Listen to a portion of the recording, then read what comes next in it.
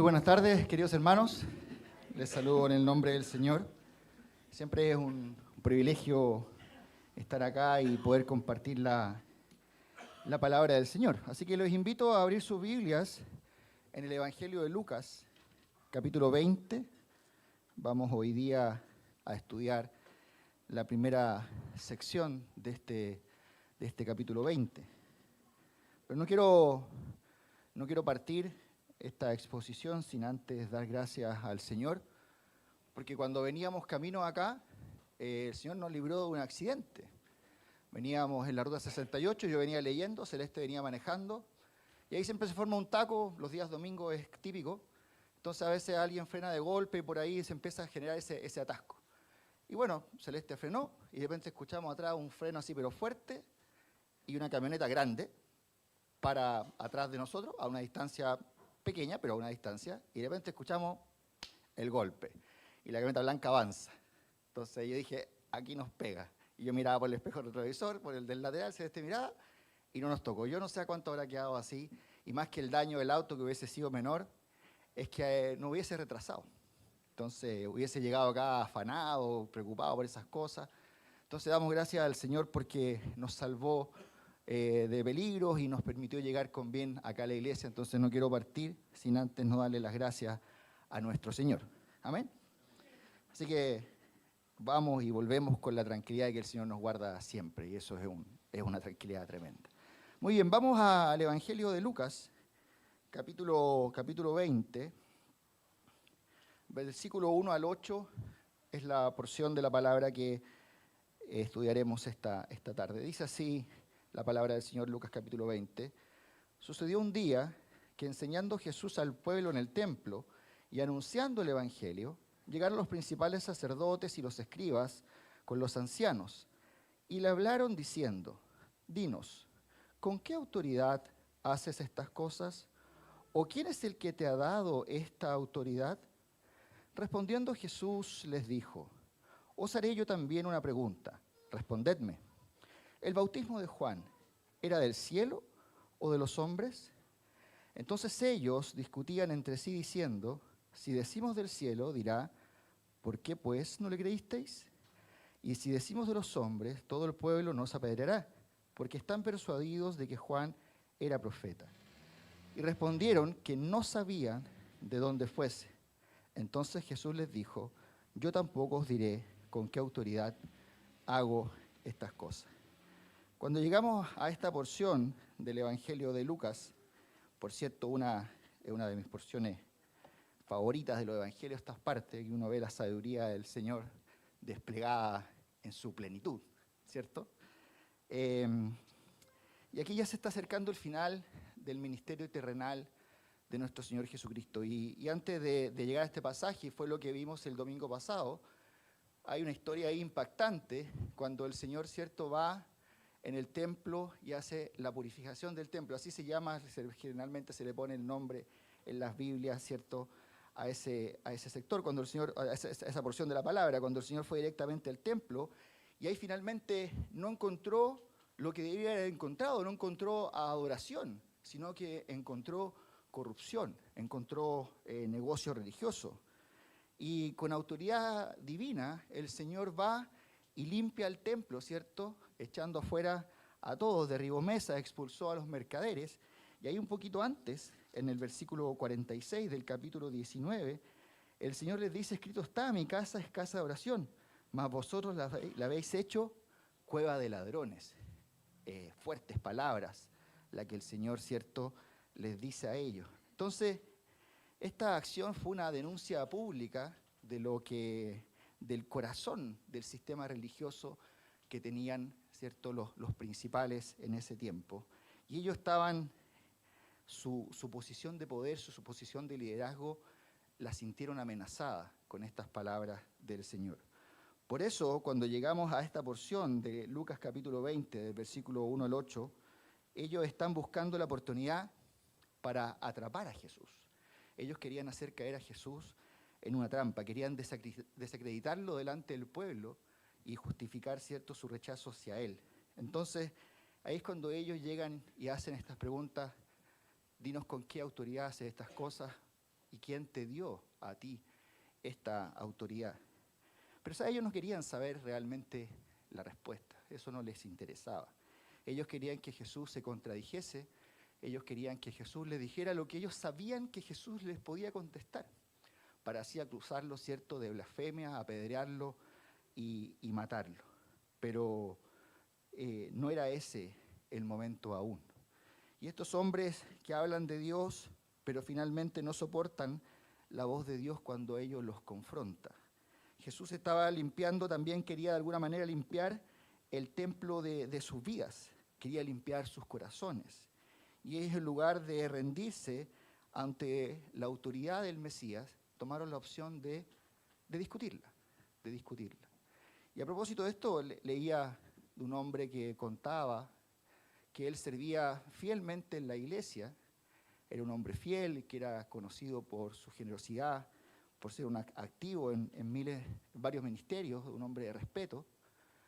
Pero cuando el Señor comenzó a tratar en ciertas áreas de su vida, con el orgullo, el perdón, el control, él empezó a resistirse y le decía: yo sé lo que tú, Dios, quieres de mí, pero tú debes entender también, Señor, por lo que yo he pasado. Hasta que un día, en una predicación, él escuchó un mensaje sobre la obediencia y el predicador citó Lucas 6:46, cuando el Señor dice: ¿por qué me llamáis Señor, Señor, y no hacéis lo que yo digo?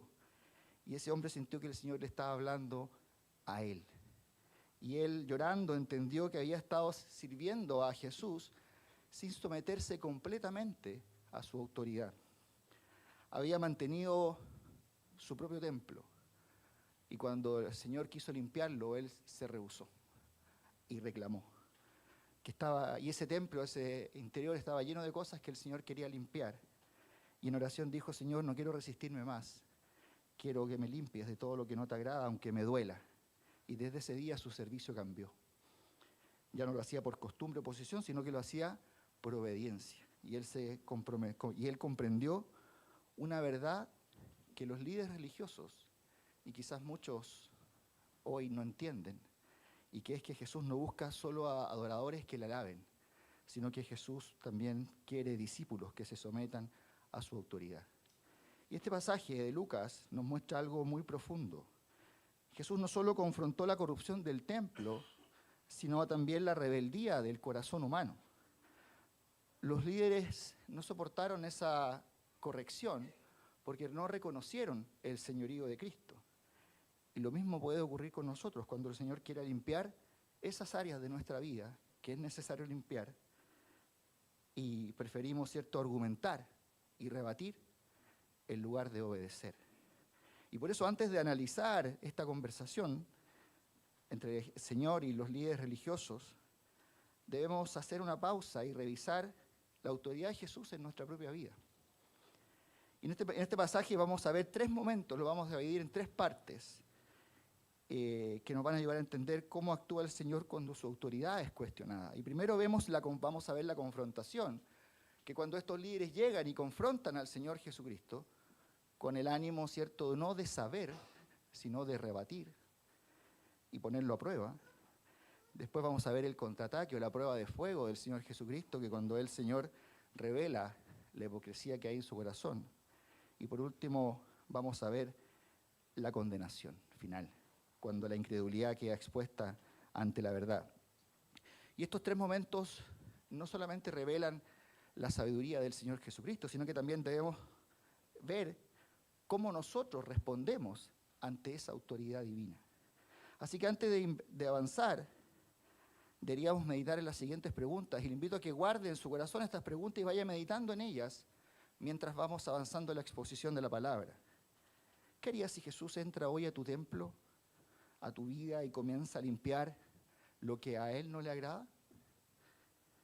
¿Nos rendiríamos a la autoridad de Jesús o comenzaríamos a contender y a justificar? ¿Quién tiene la autoridad en tu vida hoy? ¿Tú o Jesús?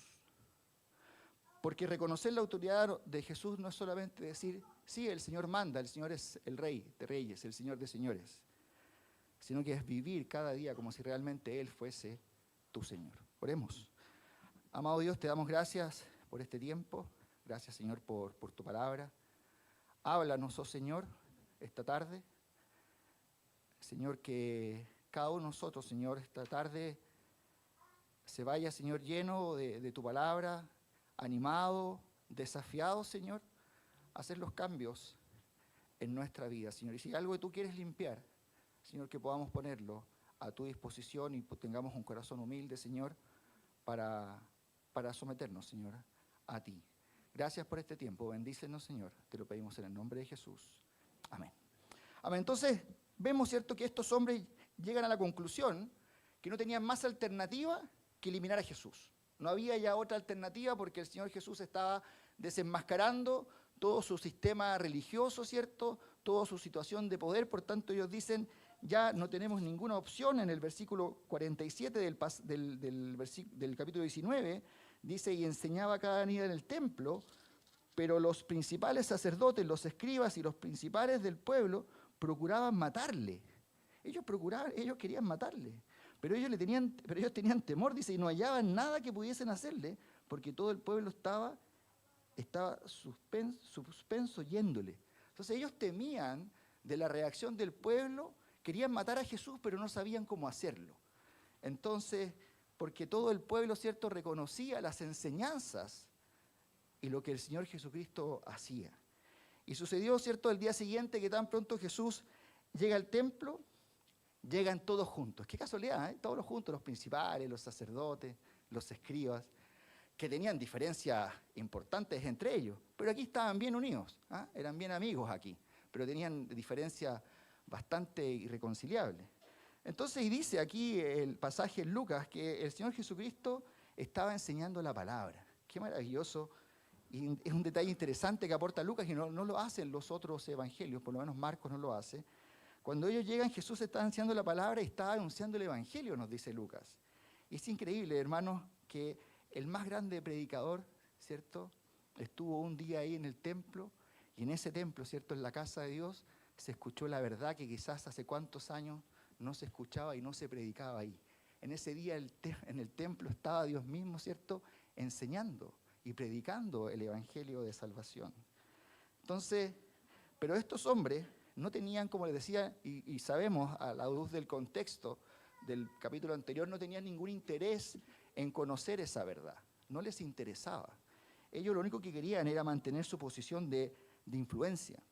La supervivencia de su liderazgo espiritual dependía de acabar con Jesús, no había otra manera. Había que terminar con ese hombre que los exponía de la manera en la que Jesús los exponía. Así que a partir de este momento, y vamos a ver probablemente los domingos siguientes, una serie de confrontaciones de estos hombres tratan de incriminar a Jesús, tratan de hacerle caer, de que el Señor responda cosas que ellos quieren, haciéndoles una pregunta tras otra, pero sin ningún interés de conocer la respuesta. Ellos solamente querían hacerle caer, querían pillarlo. Y eso nos lleva, ¿cierto?, de la mano del primer punto de este pasaje, que llamaremos la confrontación. Y ellos, en su incapacidad de contener su indignación con el Señor Jesucristo, ellos deciden hacer una vez más un esfuerzo por desacreditarlo. Y ahí es cuando ellos llegan. Y estos principales sacerdotes incluían al sumo sacerdote en funciones, que era Caifás, y también al anterior, que era Anás. Y ahí era costumbre, al igual como hoy día a los presidentes, a los expresidentes, bueno, usted le puede decir expresidente, pero generalmente uno, ¿cómo le dice? Presidente, ¿cierto? El presidente acá en Chile, si el presidente, uno dice presidente Lagos, no le dice el expresidente Lagos. Y ahí era como común también hablar del sumo sacerdote, que ya no eran funciones como tal, como sumo sacerdote, y tenía, por cierto, una influencia ahí tras bambalinas importante. Y así estaban estos ciertos sumos sacerdotes, además los principales sacerdotes, que incluían al jefe de la guardia, que asistía al sumo sacerdote, y otros sacerdotes de alto rango, y también nuestros conocidos, ¿cierto?, escribas, los teólogos, que en su mayoría fariseos, que interpretaban y enseñaban la ley de Moisés y la tradición rabínica. Estaban, y junto también con el grupo de ancianos. Todo este grupo, ¿cierto?, que conocemos como la reunión del concilio, el Sanedrín, estaban ahí, era el grupo que gobernaba el judaísmo. Y con frecuencia se menciona a estos tres grupos actuando, ¿cierto?, en común, articuladamente contra el Señor Jesucristo, aunque, como les decía, discrepaban absolutamente en algunos aspectos, ¿cierto?, de la doctrina. Pero aquí ya tenían algo en común que los hacía permanecer unidos. Y la palabra aquí que dice, que dice aquí que sucedió un día que estando Jesús en el templo y anunciando el Evangelio, llegaron, ese llegaron que se traduce, ¿cierto?, de un verbo que es epistemi. ¿Sabe? Ese llegaron tiene un sentido de premura, un sentido de urgencia y con intención hostil. Entonces, ese llegaron, cuando uno ve aquí llegaron, imagina usted la escena, el Señor Jesucristo enseñando la palabra, predicando el Evangelio. Ellos no llegaron y dijeron, hola, buenas tardes. Hola Jesús, ¿cómo estás? Mira, qué bueno encontrarte, teníamos que hacerte una pregunta. Eso no debe haber sido así, porque esto fue una llegada hostil. Ellos, me imagino que lo tienen que haber rodeado, tienen que haber interrumpido la enseñanza del Señor y sin ningún mucho respeto le lanzan la pregunta y quizás no con un tono cariñoso, sino con un tono confrontacional. Fíjese, esta misma palabra se describe ahí, si vamos un poquito más adelante, Lucas 21, 34.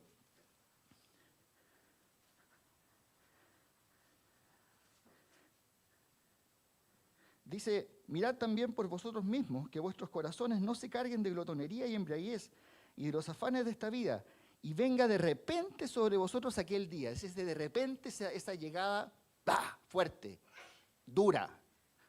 Ese es el llegaron aquí de esto. Entonces no llegaron en son de paz y como muy amigos, llegaron de manera hostil.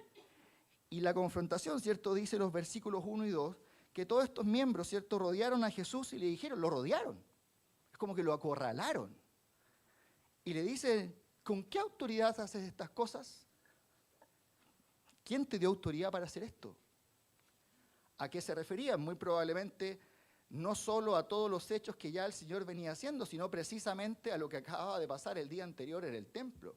¿Quién te dio a ti autoridad para venir a la casa de Dios y sacar de allí a los mercaderes que nosotros, ¿cierto?, los más importantes, los que dirigimos todo este sistema, autorizamos para que ellos estuviesen ahí? ¿Quién te dio a ti autoridad? ¿Quién eres tú? ¿Cuáles son tus credenciales para hacer lo que acabas de hacer? No debe haber sido una confrontación muy amigable. En otras palabras, estos hombres le estaban preguntando a Jesús dos cosas. Le estaban preguntando acerca de la naturaleza de su autoridad y le estaban preguntando acerca de la fuente y el origen de su autoridad. Ahora, si uno puede decir algo a favor de estos principales, ¿cierto?, es que las dos preguntas que hacen son bastante lógicas. Son bastante lógicas. ¿Por qué? Mire, si usted no conoce aún a Cristo o está recién conociendo y usted conoce la obra del Señor, usted conoce su poder, conoce a la persona de Cristo, usted no puede sino preguntarse y maravillarse de su autoridad y decir, ¿y de dónde proviene esta autoridad? ¿Quién les dio esta autoridad? Son preguntas válidas, pero ellos obviamente la hacían con la intención incorrecta. ¿Qué tipo de autoridad es este? ¿Cuál es tu fuente de autoridad? Fíjese, la palabra autoridad tiene que ver con el derecho o libertad de una persona para actuar, para tomar decisiones o para imponerlas sobre otros, aún valiéndose de la fuerza si fuera necesario. Eso es autoridad. O sea, acá no se trata de poder, en este pasaje precisamente, se trata de autoridad. Ellos le están preguntando a Jesús, mira, ¿con qué poder tú haces estas cosas? No se trata de poder, se trata de capacidad. Aquí no se trata de capacidad, se trata de derecho. Aquí ese es el sentido de la autoridad. ¿Con qué derecho tú haces estas cosas? Mira, una persona puede tener el poder o la capacidad de hacer algo, pero no tener la autoridad para hacerlo, ¿cierto? El poder es la capacidad de actuar. La autoridad es el derecho legítimo de hacer algo. Imagínense, perdón el ejemplo, pero es como lo primero que se me viene a la cabeza porque es como lo más cotidiano hoy día. O sea, aparece un ladrón y usted viene en su vehículo y lo apunta con una pistola. ¿Usted qué hace? Para, ¿cierto? No voy a decir paso por encima. Obviamente uno para, ¿cierto? Si lo apuntan y él le dice bájese del auto, usted se baja del auto, pero él tiene alguna autoridad sobre usted. Tiene el poder porque tiene una pistola y lo está apuntando, ¿cierto? Imagínese usted, y encima si es un hombre grande, así fornido, con mayor razón, dice aquí, ni siquiera tengo alguna posibilidad de confrontarlo. Imagínese usted por la calle y llega un carabinero, pero así, flaquito, chiquitito, y sin ninguna pistola le hace así. ¿Qué hace usted? Para. ¿Por qué?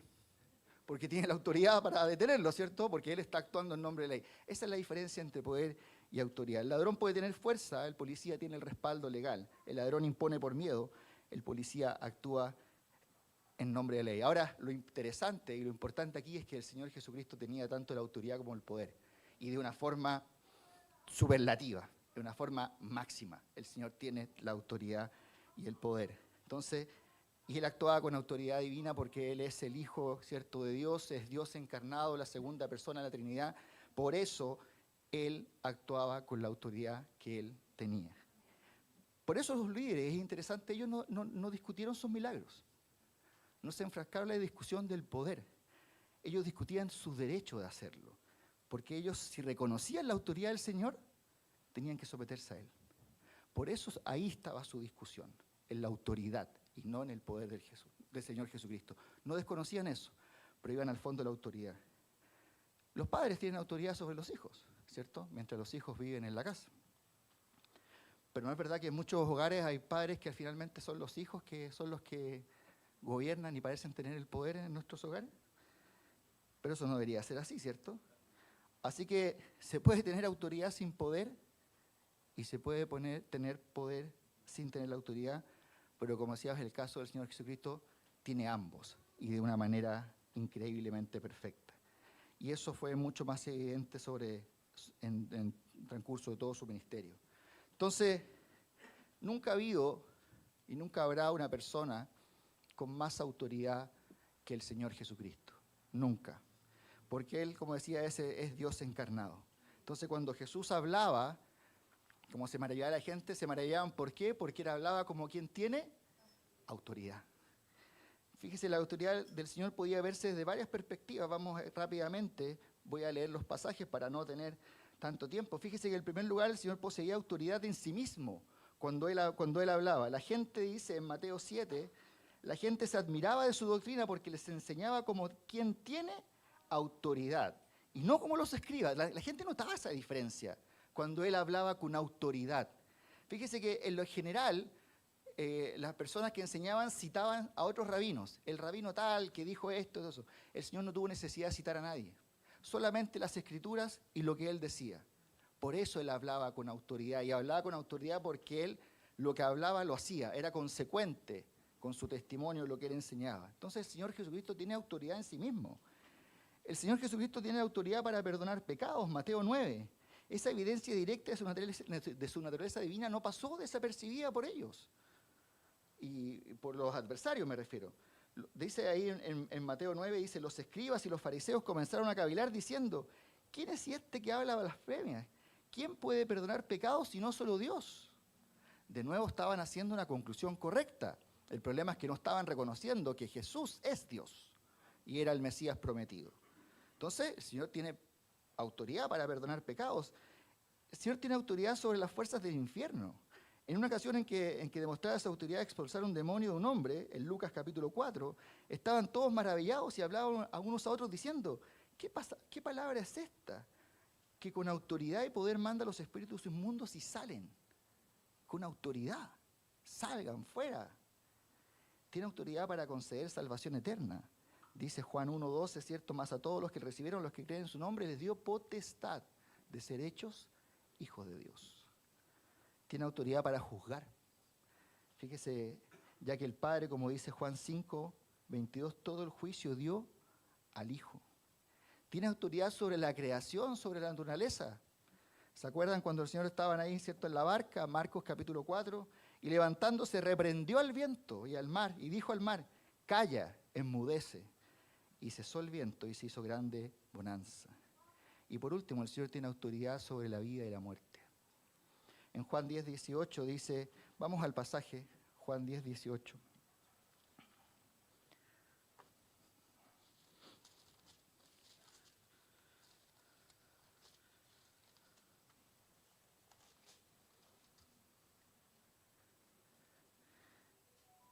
Dice, nadie me la quita, refiriéndose, ¿cierto?, a la vida, sino que yo de mí mismo la pongo. Tengo poder para ponerla y tengo poder para volverla a tomar. Este mandamiento recibí de mi Padre, ¿cierto? Y en Apocalipsis él añade, yo soy el que vivo y estuve muerto, más he aquí que vivo por los siglos de los siglos, amén, y que tengo la llave de la muerte y el Hades. Entonces el Señor tiene poder sobre la vida y la muerte. Jesús era un hombre con autoridad. Y durante su ministerio él nunca pidió permiso a los principales, ciertos sacerdotes, a los escribas, a los ancianos para hacer lo que él tenía que hacer.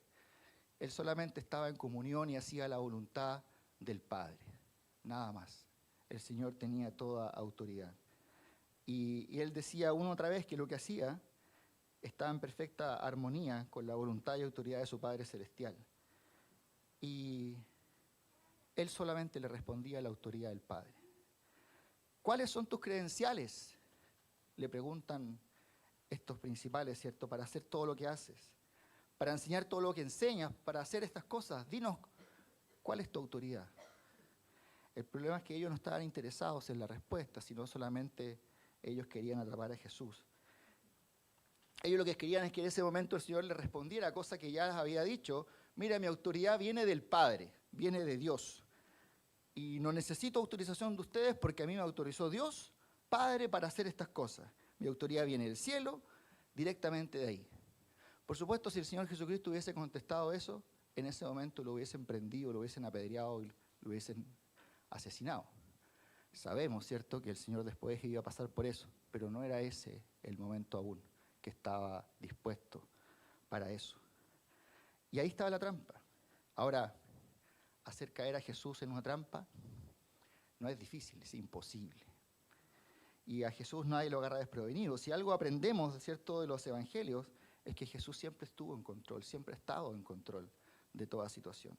Aun cuando estuvo bajo ataque, aun cuando estuvo en medio de las trampas más astutas, siempre el Señor Jesucristo tuvo el control de la situación. Y eso nos lleva a nuestro segundo punto.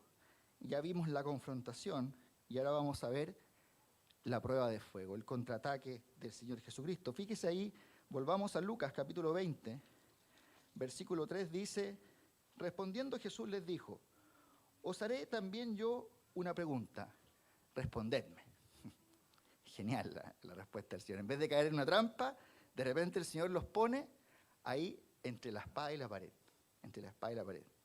Dice el versículo 4, dice, el versículo 4, el bautismo de Juan, ¿era del cielo o de los hombres? En otras palabras, el Señor le estaba preguntando: ¿Juan fue un verdadero profeta o un individuo común y corriente que de repente le dio la locura de andar predicando y bautizando? Yo les decía al principio que esta sección que viene ahora es uno de mis pasajes favoritos del Evangelio, porque cuando uno, por ejemplo, lee Colosenses 2:3, que dice que en Él están escondidas todos los tesoros y la sabiduría, ¿cierto?, y del conocimiento en el Señor Jesucristo, aquí uno lo ve en una expresión máxima, la sabiduría del Señor. Y este es un buen ejemplo de la brillantez de nuestro Señor y de su sabiduría. Esta respuesta fue absolutamente genial, lo que el Señor hace. Todo el mundo en Israel veía a Juan el Bautista como un verdadero profeta de Dios, y eso lo dice, ¿cierto?, antes, la misma palabra. Pero el mismo Juan había dicho claramente que su labor era preparar el camino del Mesías. O sea, Juan el Bautista aparece en el escenario, ¿cierto?, de Israel, y él empieza a predicar, ¿cierto?, que el reino de los cielos se ha acercado y que debemos arrepentirse y que deben bautizarse. Y estos principales también van a donde Juan. Y le preguntan a Juan: bueno, ¿y quién eres tú? ¿Qué estás haciendo acá? Porque ya la nación estaba, ¿cierto?, alborotada por la llegada de Juan. Y Juan les dice: yo soy la voz, ¿cierto?, que clama en el desierto, enderezad el camino del Señor, como dijo el profeta Isaías. Yo bautizo con aguas, mas en medio de vosotros está uno a quien vosotros no conocéis. Es el que viene después de mí, el que es antes de mí, al cual yo no soy digno de desatar encorvado la correa de su calzado. Eso les dice Juan. Y el otro día Juan el Bautista estaba ahí, ¿cierto?, con sus discípulos, y ve aparecer al Señor Jesucristo y le dice a sus discípulos: he ahí el Cordero de Dios que quita el pecado del mundo. He ahí el Cordero. No me miren a mí, mírenlo a Él, mírenlo a Él. Y en un momento Juan, ¿cierto?, dice: es necesario que yo mengüe y que Él crezca. Yo tengo que desaparecer porque aquí lo importante es Jesús. Así que, mis hermanos, el ministerio de Juan venía de la mano del ministerio del Señor Jesucristo. No se podía aceptar a Juan como un verdadero profeta y rechazar a Jesús como el Hijo de Dios. Esto era como un paquete todo incluido, era un combo.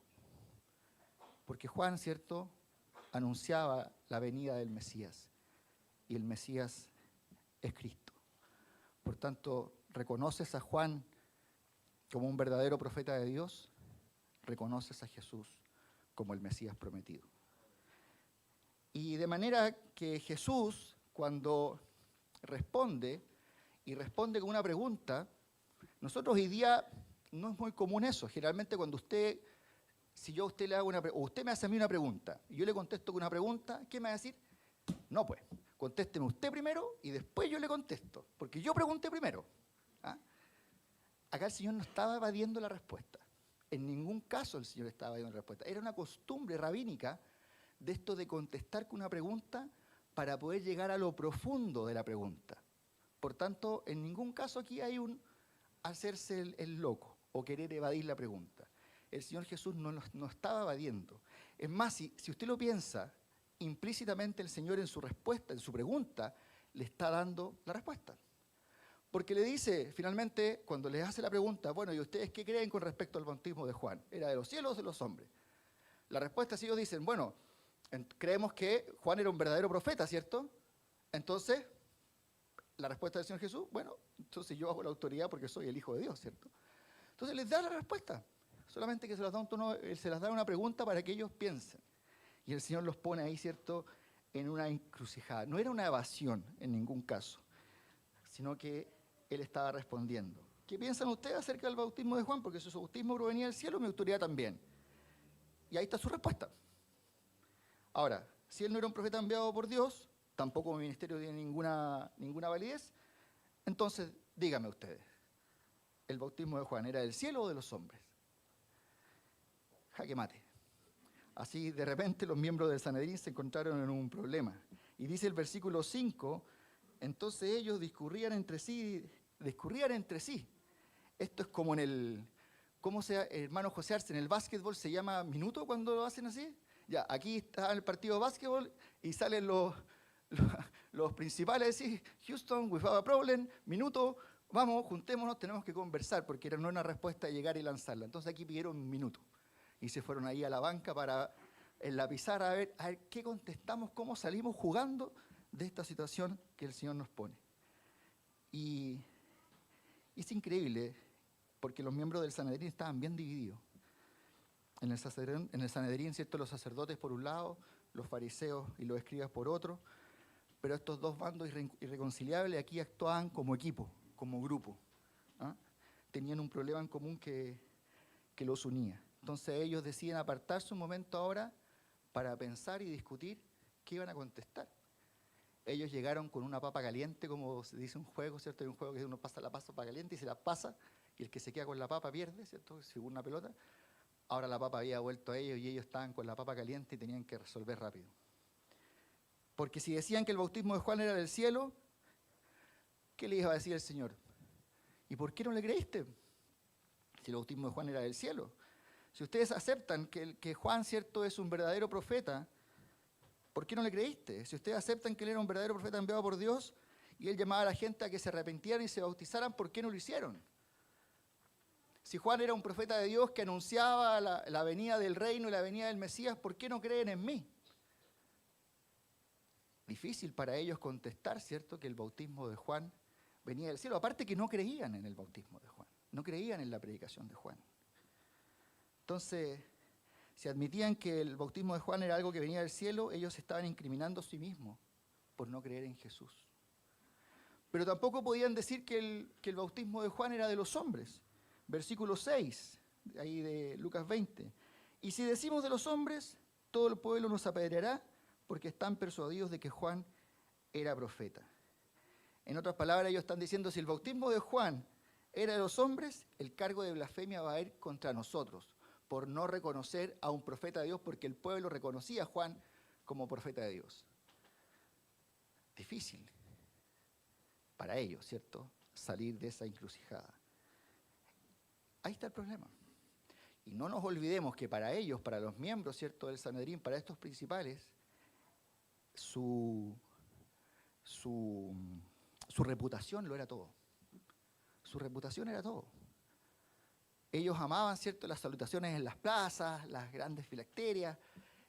Ellos amaban eso y su reputación, ¿cierto?, que todos le dijeran, oh, sí, ¿cómo sabe usted? ¿Qué santo es usted? Eso es lo que a ellos les agradaba. Su reputación iba a todo. Entonces, ellos amaban ser el centro de atención y si perdían eso, lo perdían todo. Ellos estaban ahí en un momento donde estaban expuestos a perderlo todo si daban una respuesta u otra. Si reconocían que Juan era un profeta y venía del cielo, tenían que reconocer la autoridad de Jesús. Si no, corrían el riesgo de ser también ellos acusados. Entonces, no era una salida fácil. ¿Y cómo es posible también, uno se pregunta, que estos hombres, que eran los llamados a velar por la enseñanza, ¿cierto?, por el cuidado espiritual del pueblo de Israel, después de tanto tiempo no supieran y no tuvieran una opinión sobre el ministerio de Juan? También hablaba mal de ellos. Y estos súper omniscientes y todopoderosos fariseos y escribas ahora dicen, su respuesta es, no sé. ¡Qué humillación! ¡Qué humillación! No sé. Y ellos habían podido, ¿cierto?, como decía, evaluar en todo ese tiempo quién había sido Juan. Tuvieron tiempo para evaluar su ministerio desde que Juan apareció. Y no les quedó otra salida que decir, no sé. ¿Se da cuenta cuando alguien no quiere admitir algo? Está siendo confrontado con la verdad. La respuesta es, no sé. Es más fácil decir no sé.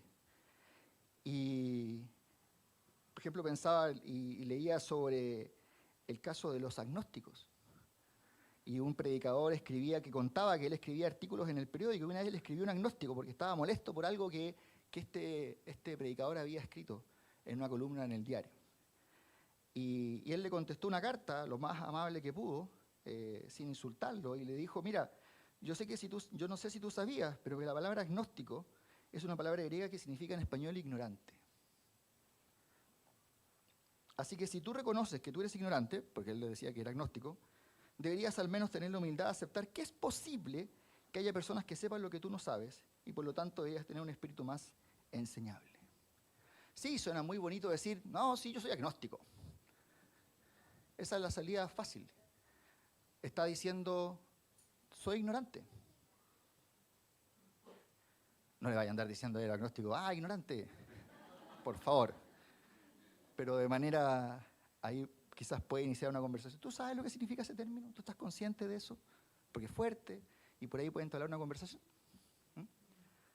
Pero finalmente lo que están reconociendo, para que no le diga ignorante, estás reconociendo que no sabes.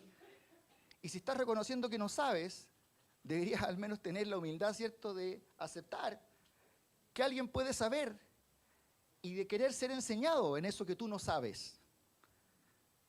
Entonces, y ellos, la respuesta es, no sé, hacerse el tonto, yo no sé.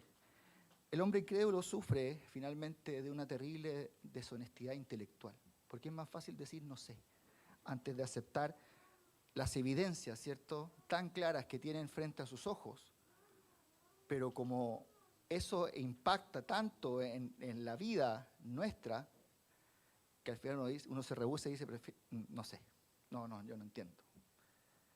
Yo recuerdo cuando empecé a venir a la iglesia, yo dije, ya, sí voy a la iglesia, me gustaba, pero yo no voy a dejar de ser quien soy. Solo pensaba yo en mi corazón, ¿cierto? Empecé a venir en abril, me acuerdo, a la iglesia para un aniversario, el año 2006. Yo decía, pensaba, sí, bonito, ¿por qué no? Jesús y todo eso, pero yo no voy a cambiar. Yo no voy a dejar de ser quien soy. Hasta ahí un 1 de agosto nomás, porque caí a los pies del Señor Jesucristo humillado, llorando, pidiéndole perdón, y entendí, dejé de ser un ignorante, y entendí, y acepté la verdad del Evangelio.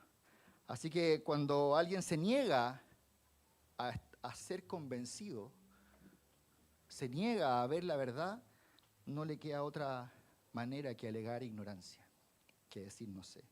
Y estos líderes religiosos en Israel alegaron ignorancia no por humildad, sino que, porque no es que ellos hayan sido tan humildes, ellos alegaban ignorancia para no tener que enfrentar la realidad de que el bautismo de Juan era del cielo y que Jesús era el Mesías. Eso ellos no lo querían hacer.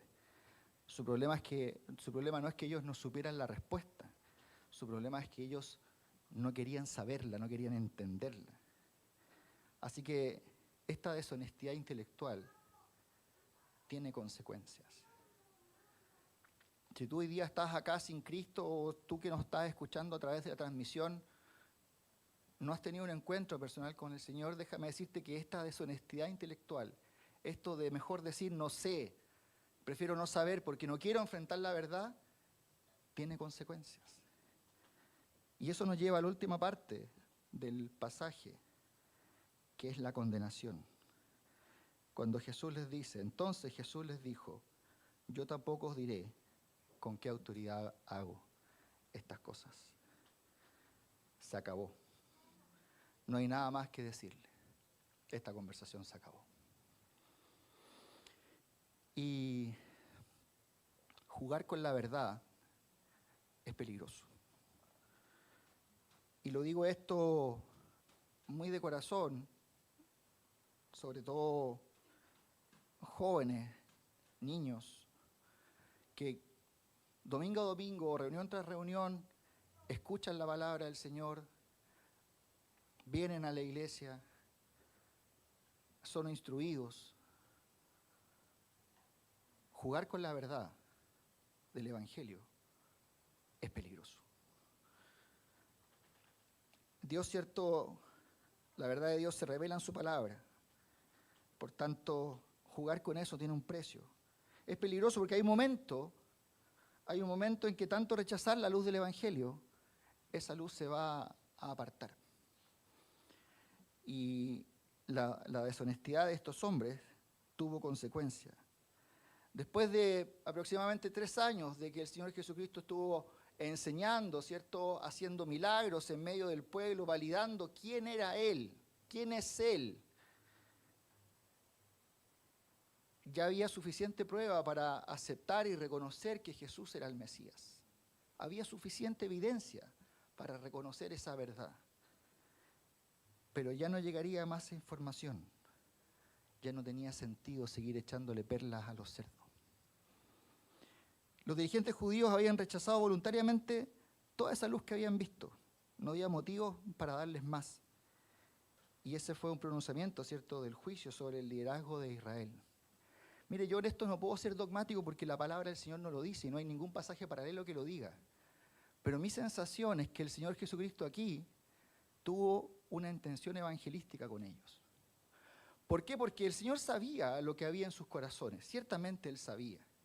Y si el Señor hubiese querido, que es una posibilidad de revelar las intenciones de su corazón, le hubiese contestado rápido, yo sé que ustedes vienen con la intención de atraparme. Y sale de esa conversación y no sigue. Pero yo siento en mi corazón que el Señor ahí les da una posibilidad, le hace esa pregunta para que ellos vuelvan a pensar y vuelvan a meditar en la autoridad del Señor Jesucristo. Ellos tuvieron en ese momento, una oportunidad de decir, Señor, el bautismo, ¿cierto?, de Juan era un profeta enviado por Dios, por tanto tú debes ser el Mesías. El Señor les dio esa oportunidad. No puedo ser dogmático en esto, porque el texto no lo dice, pero yo tengo esa sensación de que el Señor les dio esa oportunidad de arrepentirse. Fíjese en el simulacro del juicio que le hicieron 2 días después, pero hasta ahí llegó la oportunidad. Vamos ahí a Lucas 22, un poquito más adelante.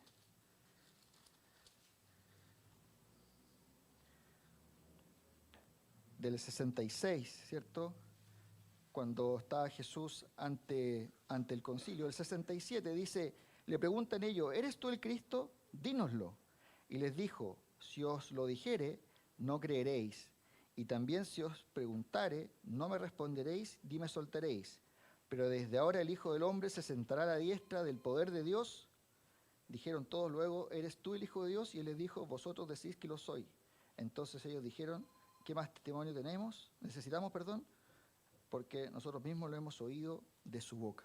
Entonces, aquí el Señor, lo único que queda a estos blasfemos era el juicio. No había nada más que decir. Ya se acabó el tiempo. Había un límite de la paciencia de Dios. Aquellos que con dureza de corazón rechazaban la luz, finalmente serían abandonados a su propia oscuridad. El mensaje compasivo, ¿cierto?, del Señor, ese mensaje compasivo y salvador, iba a seguir extendiéndose por el pueblo. Vendría después, ¿cierto?, Pentecostés y de ahí más allá, y muchos serían salvos. Pero para ellos, para estos endurecidos dirigentes y principales, ya no había más tiempo. La puerta se cerró. ¿Qué podemos concluir entonces, mis hermanos, de este pasaje? En primer lugar, este pasaje nos enseña que Jesús siempre está en control. Jesús siempre está en control. Cristo siempre, aún en medio de los ataques más severos, en medio de las circunstancias más difíciles, es más que evidente que este pasaje, que desde el principio Jesús estaba en control. Y eso, hermanos, tiene que ser algo de mucho aliento para nosotros. Fíjese que el Señor Jesucristo dijo, toda autoridad me ha sido dada en el cielo y en la tierra. Él tiene toda autoridad, Él está en control. Él tiene autoridad. Entonces, hermanos, independiente de los ataques, independiente de las aflicciones que nosotros tengamos que enfrentar en estos años, ¿cierto?, que nos toque vivir aquí en este mundo caído, nosotros estamos en las manos de un Dios que tiene todo el control. Es un Dios que tiene toda autoridad, desde la cosa más pequeña a la más grande. Y eso debe infundirnos aliento, debe infundirnos ánimo. Porque a pesar de la dificultad, a pesar de los problemas, Dios nunca ha dejado de tener el control de la situación que usted pueda estar pasando. Nunca. Dice Pablo ahí, ¿cierto?, en Efesios 1, vamos a Efesios.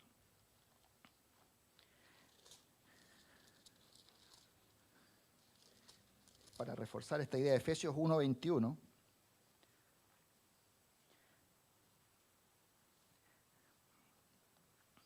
Efesios 1, 21 dice, sobre todo principado y autoridad y poder y señorío, y sobre todo nombre que se nombra, no solo en este siglo, sino también en el venidero, ¿cierto? Aquí tenemos el poder, perdón, estaba leyendo, sí, está bien, el 21. Entonces, nuestro Señor Jesucristo, que fue también resucitado de los muertos, Él está sentado, ¿cierto?, a la diestra de Dios, y Él tiene toda autoridad. Ese es nuestro Señor. Ese es nuestro Señor. Y es un gozo tener un Salvador como el que nosotros tenemos, porque es un Salvador que tiene autoridad y tiene poder.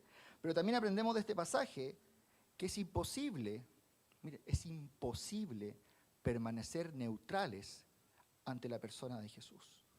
Es imposible. Es imposible permanecer neutrales ante Jesús. Mire, déjeme decir algo. Tarde o temprano, todos tenemos que lidiar con la pregunta que Jesús hizo acá. ¿Qué clase de autoridad tiene este hombre? ¿De dónde viene esa autoridad? Mire, hay muchas cosas en esta vida que nosotros podemos ignorar. Hay muchas cosas. Hay un montón de cosas que yo no entiendo cómo pasan. Y no las entiendo. Yo lo ocupo, pero yo no entiendo cómo yo le puedo mandar un video, por ejemplo, a mi amigo José, que está en Estados Unidos, y ese video le llega al instante. No entiendo. ¿Cómo? Sí, me pueden explicar cómo funciona, pero es que no lo entiendo. ¿Cómo mando yo? O cómo ahora hay gente que está en su casa viendo la transmisión a través de internet. No lo entiendo.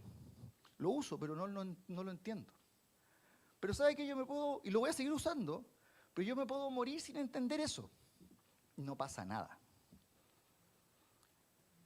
Pero esta verdad, con respecto a la autoridad de Jesús, no es trivial. No es trivial. ¿Quién es Jesús? ¿De dónde viene esa autoridad? ¿Por qué tiene esa autoridad? Es algo que tú debes saber. Porque eso marca tu destino. Marca mi destino. Fíjese que C.S. Lewis decía, no se puede aceptar a Jesús como un gran maestro religioso y al mismo tiempo rechazarlo como la suprema autoridad de tu vida. Eso no se puede. Dice, podéis hacerle callar por necio, podéis escupirle y matarle, incluso como si fuese un mentiroso, o podéis caer a sus pies y llamarle Dios y Señor. Pero no salgamos con insensateces paternalistas acerca de que Él fue un gran maestro moral, porque Él nunca dejó esa opción. Él nunca dejó esa opción. Entonces, nosotros estamos enfrentados al mismo dilema que se enfrentaron los principales líderes de Israel. ¿Cuál es tu conclusión acerca de Jesús? ¿Vas a ignorarlo o rechazarlo? ¿O vas a caer postrado a sus pies reconociendo que Él tiene toda autoridad y que es Señor de señores y Rey de reyes? La neutralidad no es una opción. De hecho, si tú decides quedar neutro, ya tomaste una definición. Ya optaste por rechazar a Jesús. Por tanto, la neutralidad no es una opción. De hecho, si tú decides no hacer nada, ya estás haciendo algo. Si tú sales de este lugar o te desconectas de esta transmisión y sigues como si nada, ya tomaste una decisión con respecto a Jesús. O crees en Él como el Señor de señores, como el Rey de reyes, como tu Salvador personal, o simplemente lo rechazas. Y hay dos grupos de personas, solamente dos grupos, quienes rechazan a Cristo y quienes creen y aceptan su autoridad. Pero incluso podríamos decir que hay un tercero, los que creen reconocer la autoridad, pero en el fondo lo rechazan. Y eso es más peligroso aún. Es más peligroso aún. Aunque en realidad sigue siendo del grupo de los que rechazan. Y por eso el Señor Jesucristo tuvo que decirle a algunos, ¿por qué me llamáis Señor, Señor y no hacéis lo que yo digo? Por eso en esto nos van a conocer, en que guardemos sus mandamientos, dice la palabra del Señor. ¿Por qué cuando se predica la palabra del Señor y escuchas la palabra del Señor, eso no marca tu vida? ¿Por qué estábamos sentados muchas veces diciendo que somos cristianos, escuchamos la palabra de Dios domingo tras domingo, pero es como si entrara por un oído y saliera por otro? ¿De verdad tú crees que vas al cielo? ¿Estás seguro de que tú vas camino al Señor? ¿Porque algún día profesaste ser cristiano o porque vienes acá cada domingo? Dice el Señor Jesucristo, haced lo que yo digo y con esto mostrarán que sois verdaderamente mis discípulos. Él mismo dijo en una ocasión, el que no está conmigo es contra mí. Por tanto, no podemos pretender neutralidad cuando se trata de Jesús. Ahora, no olvides que es el único que tiene autoridad para perdonar pecados. No olvides que es el único que tiene autoridad para definir nuestro destino eterno, el destino de los hombres. Fíjese que en Juan 5:21, el Señor dijo,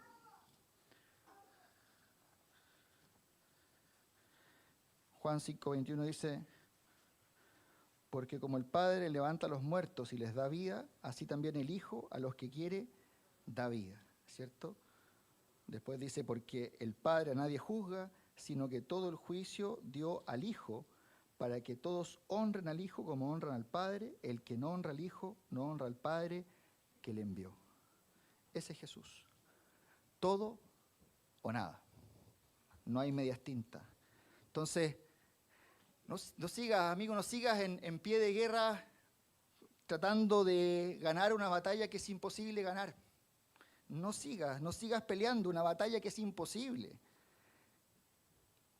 Levántate ahora, esta tarde, levanta tu bandera blanca de rendición y dile, Señor, yo reconozco que tú eres Señor. Yo reconozco que tú tienes la autoridad. Hay un solo mediador, hay un solo Dios y un solo mediador entre Dios y los hombres, Jesucristo, hombre. Entonces, no menospreciéis el privilegio que Dios te está dando de escuchar su palabra. No lo menosprecies. Humíllate ante Dios, reconoce tu pecado y acepta por medio de la fe el sacrificio que Cristo hizo. ¿Sabes? No hay mayor desgracia que ser esclavo de tu propio pecado. Y tú estás ahí luchando porque sientes que quizás venir a los pies de Cristo te va a esclavizar porque tienes que dejar cosas que te agradan y cosas así. Entonces te sientes esclavo. Pero no te das cuenta que finalmente eres esclavo de tu pecado. y puedes venir y puedes ser libre en Cristo. Miren, no hay nada más maravilloso que ser un siervo del Señor. Libremente un siervo del Señor y seguirle a Él. No hay nada más maravilloso. Entonces, finalmente, esa supuesta autonomía del hombre simplemente es una terrible esclavitud. La verdadera libertad pertenece únicamente a los siervos voluntarios de Jesús. Y para nosotros, hermanos, para nosotros, sabe que Jesús no está buscando ganar discusiones. Él busca gobernar corazones, donde su autoridad es reconocida y la obediencia es concreta. ¿Hay áreas en nuestra vida donde estemos discutiendo con el Señor? ¿Hay áreas de nuestra vida donde no las estemos sometiendo a la autoridad del Señor? Hoy es el momento que podamos reconocer también y someter todos los aspectos de nuestra vida a la autoridad del Señor. Jesús no nos quiere a medias, Jesús quiere toda nuestra vida sometida a su autoridad. ¿Y sabes qué es lo mejor de todo esto? En que nuestra vida sometida a la autoridad del Señor es lejos lo mejor que nos puede pasar. Oremos. Amado Dios, gracias te damos, Señor, por tu palabra. Gracias, Señor, porque tú tienes toda autoridad. Tú tienes el poder, Señor, y podemos descansar en ti. Señor, oro por quienes han escuchado, Señor, y que no han tenido un encuentro personal contigo, para que puedan meditar, Señor, en tu palabra y hoy tomar una decisión por Cristo. Una decisión, Señor, que es humillarse, rendirse y someterse, Señor, a tu autoridad. Y Padre, también oro por nosotros que hemos creído, Señor, para que podamos analizar nuestras vidas y someter todo aspecto de nuestra vida a tu autoridad, Señor. Que no haya ningún aspecto en nuestra vida que no esté sometido a ti, Señor. Anímanos, ayúdanos, Señor, a serte fieles, a seguir adelante, Señor, firmes en el camino de la fe, esperando, Señor, activamente y santamente el día, Señor, que tú vengas por nosotros. Gracias, Padre, bendícenos, te lo pedimos en Cristo Jesús. Amén.